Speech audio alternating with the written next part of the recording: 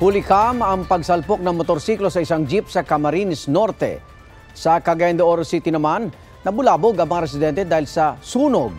Darito ang unang balita.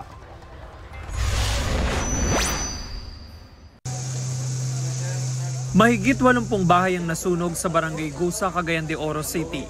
Mabilis na kumalat ang apoy dahil gawa sa light material sa mga bahay. Ayon sa Bureau of Fire Protection Region 10, umabot sa ika-4 na alarma ang sunog. Naging pahirapan din ang pag-apula sa apoy dahil sa masikip na daanan. Halos walang naisalbang gamit ang mga nasunugan. Pansamantala silang inilikas sa isang eskwelahan. Inalam pang sanhi ng apoy. Sa Talisay, Camarines Norte, huli ka mang pagsalpok ng motorsiklo sa isang jeep.